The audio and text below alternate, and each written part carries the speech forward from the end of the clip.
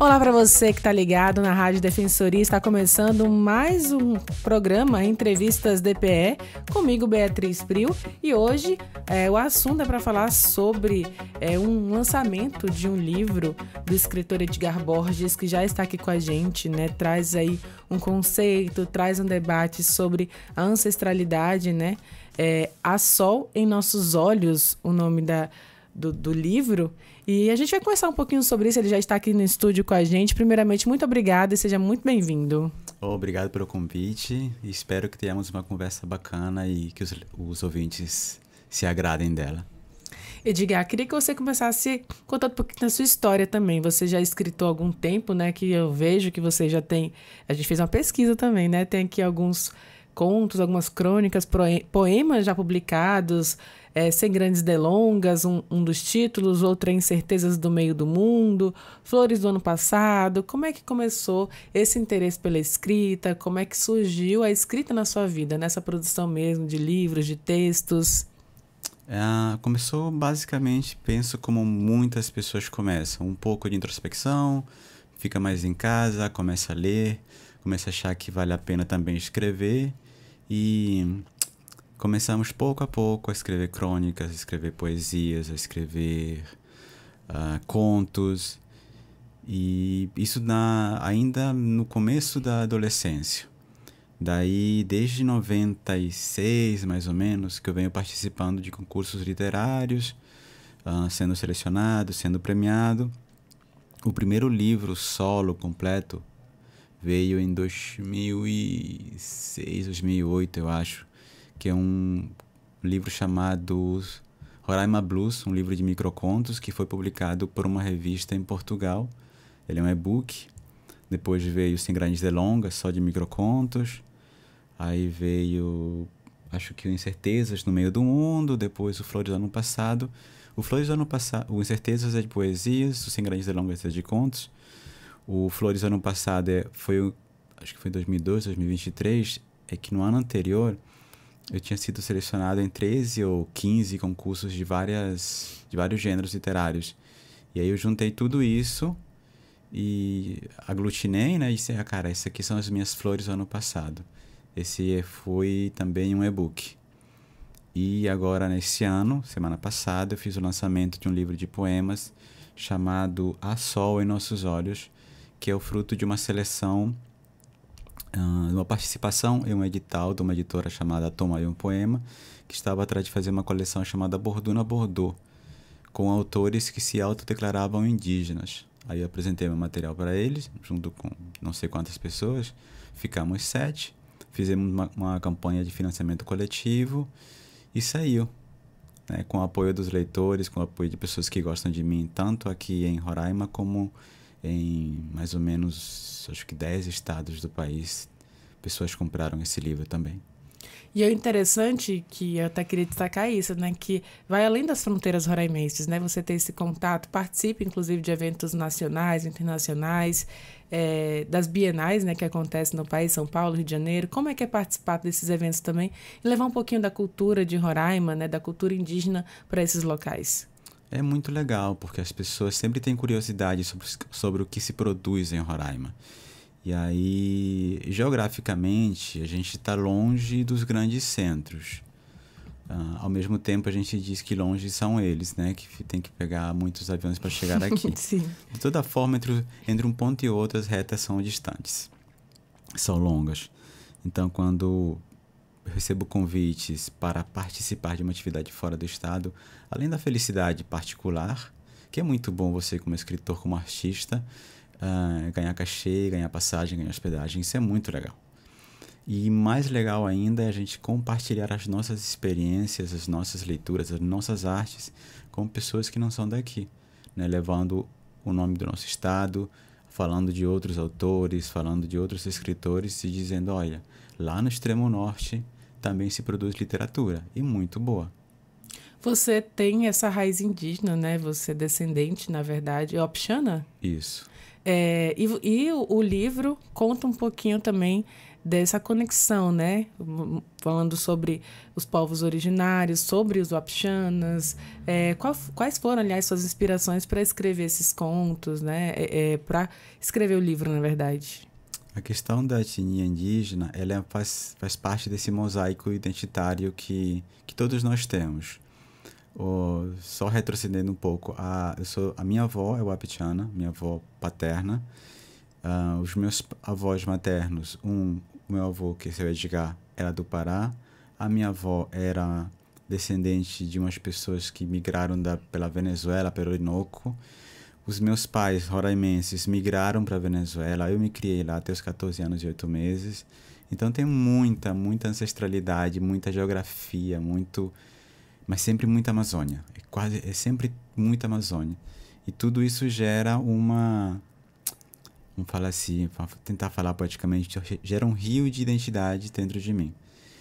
Esse livro é o primeiro livro que eu tento puxar muito da poesia para a questão amazônica, para a questão originária, mas sem cair naquela pressão colonialista de que todo autor indígena tem que exclusivamente falar sobre os mitos, sobre a vida na comunidade, sobre a Amazônia, sobre a mata, sabe? Sem essa pressão colonialista.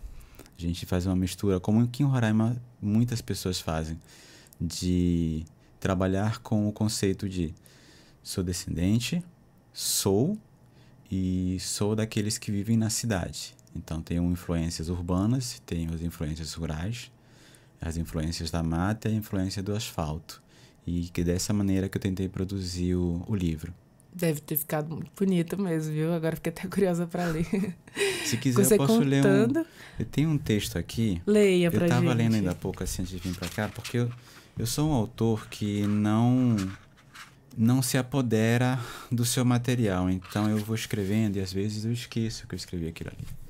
Se você me perguntar sobre esse livro, eu sei agora do texto que eu acabei de abrir a página e o nome de um que eu gosto muito, porque eu mostrei para algumas pessoas e elas gostaram e ficaram falando, então eu gravei o nome do texto. Dos demais... Escreveu, ficou ali pro próximo ler, ficou né? ali, exatamente.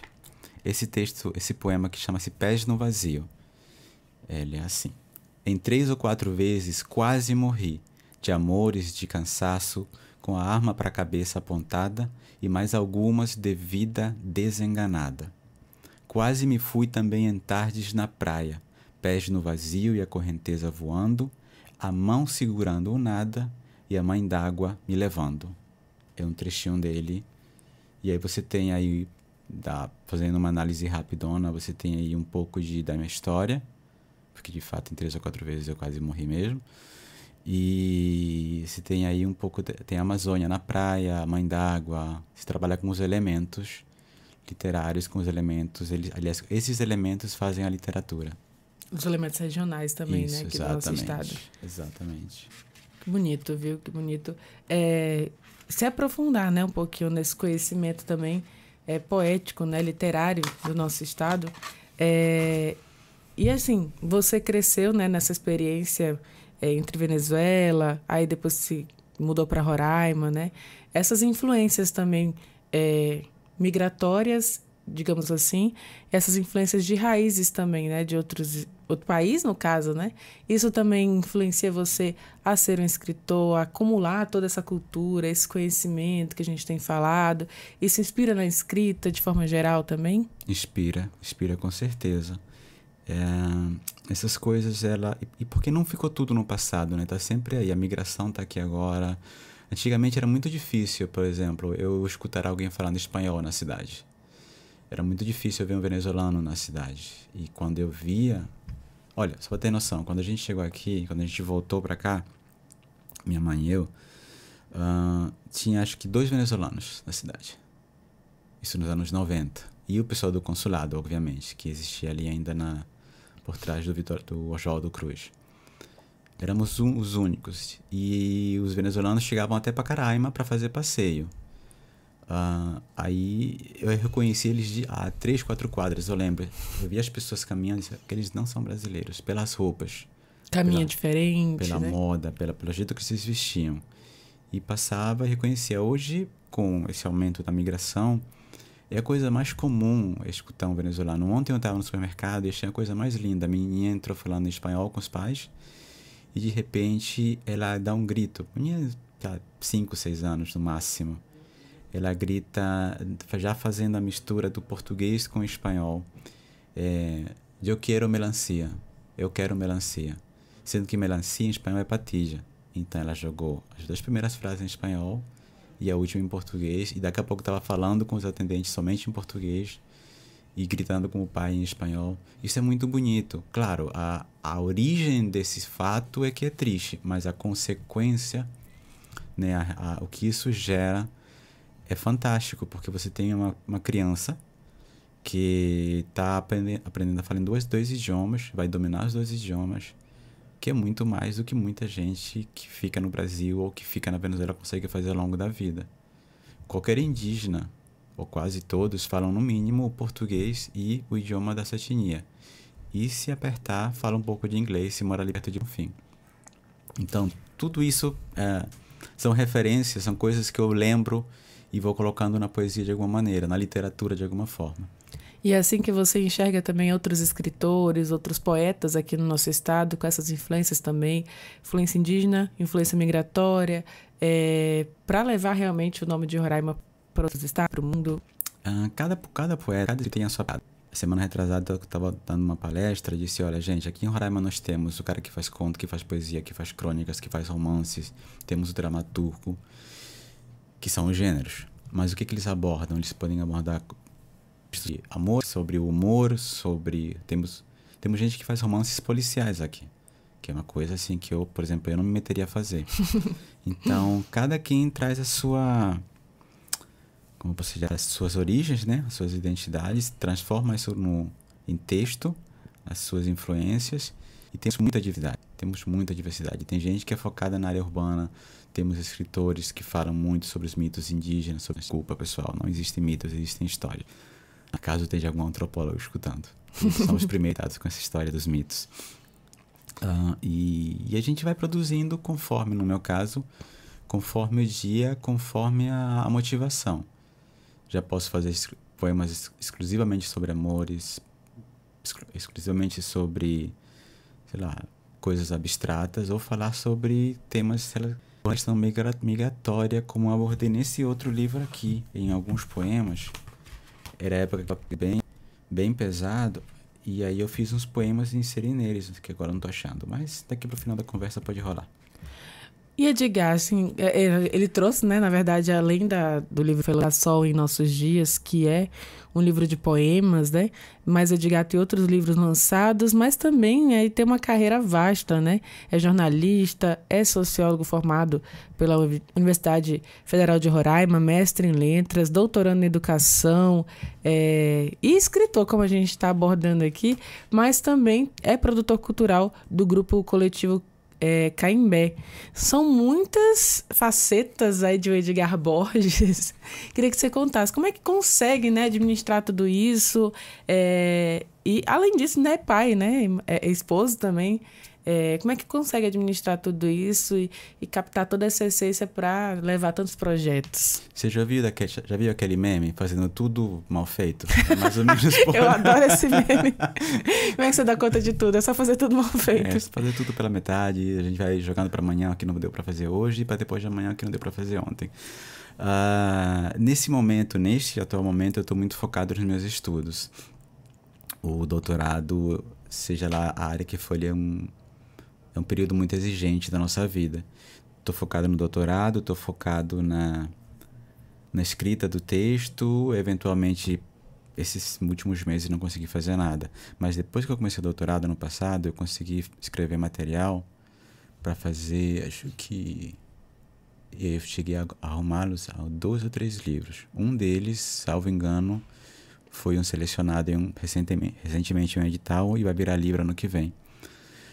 Aí de repente você para de escrever e começa a fazer outra coisa, começa a dar mais atenção pro filho, começa a respirar fazendo corridas, que é meu hobby. Ainda tem isso, né? Ainda corro. As pessoas dizem, mas você só vive correndo. Eu disse, não, gente, o dia tem 24 horas, eu só corro Só corro no máximo 2 horas por dia, ainda sobram 22 para me dedicar aos estudos e tudo mais. Ontem mesmo a gente correu, eu e 100 e poucas pessoas, 21 quilômetros debaixo do sol. E voltei para casa para descansar e dar atenção para a família, né? Esposo, pai. Foi cedo a corrida, né? Na verdade foi tarde, começou às 5h30. Pra gente que corre, isso é muito tarde, porque nesse período do ano o sol começa a aparecer 5h40 e pouco, 5h50, e quando são 6h30... Já tá quente. Muito quente, muito quente. E pessoas com o meu ritmo, por exemplo, em 1 hora a gente faz de 10 a 12 quilômetros, mas ainda faltam 11 quilômetros para percorrer debaixo do sol. Nossa, gente. Eu imagino aquele corredor de longa distância, né? Corredor de longa distância é uma das facetas que eu venho desenvolvendo há alguns anos e eu que tem me ajudado a não pirar no doutorado. Tem que equilibrar a saúde mental também, Exatamente. Né? Com a saúde física. Eu encontrei por esses dias o reitor e o vice-reitor da universidade. Oi, professores, tudo bem? Aí eles, educadamente, gentilmente perguntam, e aí, como é que tá o doutorado? Professores, ainda não fiquei maluco. Acho. Ainda. Acho. E aí, que bom. A corrida tem ajudado, né? A corrida tem ajudado. É serotonina, né? 2 coisas legais na vida. Eu sempre desestressei, sempre desopilei os meus estresses internos escrevendo. Né? Literatura, escrita poética, escrita de prosa, sempre me ajudou a colocar para fora muitos dos meus fantasmas, dos meus demônios. E agora, com a corrida, eu também faço isso, liberando serotonina, que é o hormônio da felicidade. Olha que bacana, que aí a gente vai conversar sobre livros, já estamos aí recebendo conselhos, né, e dicas de como manter a saúde mental em dia. É bem papo coach, que é uma coisa que eu detesto, mas acabo fazendo. Mas é porque é o jeito, né, a vida a gente tem que saber equilibrar todas essas áreas, né, enfim, equilibrar no sentido de conseguir dar conta, né, porque é muita responsabilidade, Exato. é muito trabalho, né, muita dedicação que você precisa ter. E o A Sol em Nossos Olhos, que foi a sua última produção, né, textual aí, digamos, desses poemas, como é que faz para ter acesso também, assim, eu acredito que quem está ouvindo quer saber como é que lê, como é que te acha também, como é que tem acesso a esse livro em específico, né, você até fez autógrafo semana passada, né, uma sessão de autógrafos, mas agora, quem quiser adquirir, como é que faz? Agora, por enquanto, nós temos 2 caminhos, o mais simples é falar comigo, manda mensagem via redes sociais, é só procurar lá Edgar Borges no Instagram e acha facinho, ou manda uma mensagem pelo celular. Pode falar o celular aqui? Pode, diga seu número. Meu celular é quase público, eu nunca escondo ele. Meu celular ele tem o mesmo número há mais de 20 anos, para você ter noção. Acho que ele foi um dos pioneiros da antiga NBT, que é a antecessora da Vivo. É muito antigo. Faz um tempinho. Faz um tempinho. Ele é 91 11 40 01. 991 11 40 01. Aí você entra em contato comigo, a gente articula a entrega dele em Boa Vista ou eventualmente o envio para outras localidades. Aí, na semana que vem, depois que eu mandar os livros que o pessoal de fora comprou, eu vou deixar ele também à venda ali na banca Playboy, que fica ali na Avenida Jaime Brasil com Getúlio Vargas, ao lado da Praça Capitão Clóvis, que é uma banca muito legal, comandada pelo Pierre. Tradicional, né, aqui em Roraima. Aquela banca existe desde que eu era criança. Eu também. Eu comprei muita história em quadrinhos ali quando eu vinha de férias pra cá. Muitas histórias. E aí, uns anos atrás, ela foi adquirida pelo Pierre. O Pierre, ele fez... Eu sempre encontro com ele e digo, Pierre, você tá fazendo agora o que era meu sonho de infância, que era ser dono de uma banca de revistas.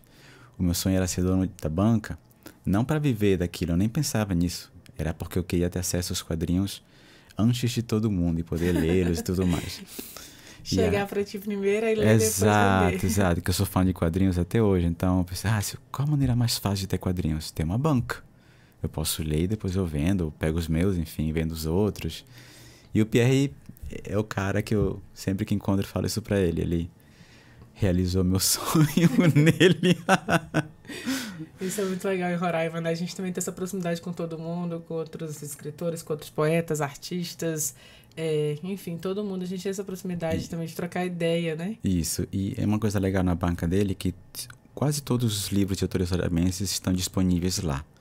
Então, quero livro de infantil, livro de adulto, tudo ou quase tudo que os autores roraimenses produzem, é possível de ser encontrado com ele.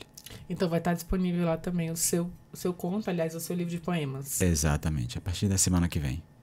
Então já fique ligado, você, né, que está nos ouvindo aqui, quiser ler, né, mais uma produção, né, textual, mais alguns poemas, que é uma coletânea, né, de poemas, assim, o livro do Edgar Borges, é só procurar também, além do número que você já falou, mas também a banca semana que vem ali na Jaime Brasil. Isso, e existe só que para esse não pode dar nenhum prazo, temos a intenção de colocá-lo também para venda na Amazon, em versão digital. Olha que legal. Para quem gosta de ler e-books e tudo mais.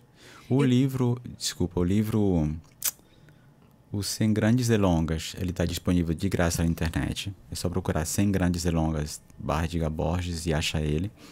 O Flores Ano Passado, eu já falei, ele é e-book. O Incertezas no Meio do Mundo, ele também está disponível na Amazon. Então, quem não gosta de pegar material impresso por poeira, por espaço, pode navegar na Amazon e baixar esses materiais por lá. Olha, isso é muito legal mesmo, assim, a gente ter um pouquinho dessa história registrada de Roraima em poemas também. Todos vocês, né, como escritores, fazem parte dessa construção também da identidade roraimense, né, daquilo que a gente acredita, daquilo que a gente sabe o que é Roraima, que as pessoas de fora não sabem. Então, queria parabenizar você, parabenizar por toda a sua produção, não só como escritor, mas como produtor cultural mesmo que você é, como, enfim, jornalista, né? Essa vasta carreira que você tem, inclusive sociólogo também aqui em Roraima. Então, são muitas facetas de um Edgar Borges que tem contribuído com o Estado. Então, parabéns, sucesso também para a obra, né? A Sol em Nossos Olhos. Eu estava até comentando aqui antes de iniciar a nossa entrevista com a nossa colega, que eu achei lindo esse texto, né? Esse título, aliás, A Sol em Nossos Olhos, é muito poético, porque eu acredito muito nisso, né? A gente fala que os olhos são as janelas da alma, existe já essa frase.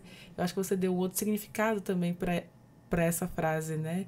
Para esse sentido de que nos nossos olhos está ali um brilho, né? E acho que esse brilho vem das suas raízes indígenas, wapixanas, venezuelanas também, e toda essa identidade aqui na nossa região amazônica. Muito obrigada e parabéns, Edgar. Obrigado pelo espaço, obrigado pelo papo. E, gente, leiam poesia, leiam literatura.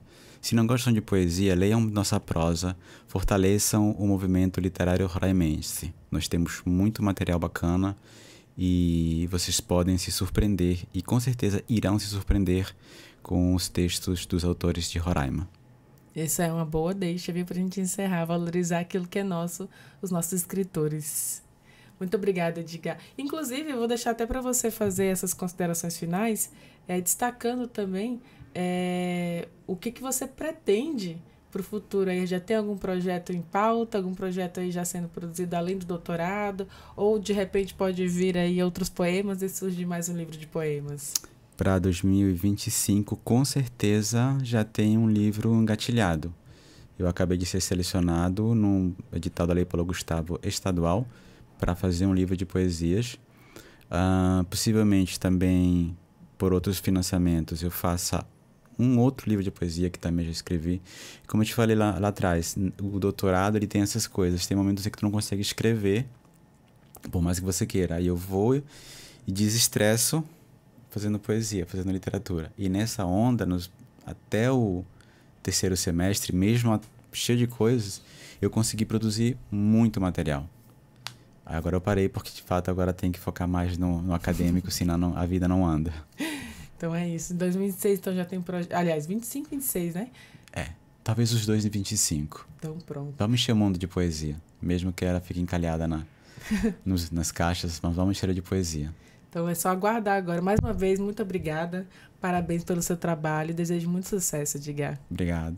Então é isso, nós conversamos aqui com o escritor, pesquisador, produtor cultural Edgar Borges, falando sobre a literatura de Roraima, sobre o livro também que ele lança, A Sol em Nossos Olhos. Você pode aí entrar em contato com ele ou semana que vem ir lá na banca da Jaime Brasil. E eu vou encerrando aqui mais entrevistas DPE, e eu te lembro que você pode ouvir essas e outras entrevistas, basta procurar por Defensoria RR no Spotify, no Deezer e também no YouTube. Muito obrigada pela sua companhia e até o nosso próximo programa. Tchau, tchau!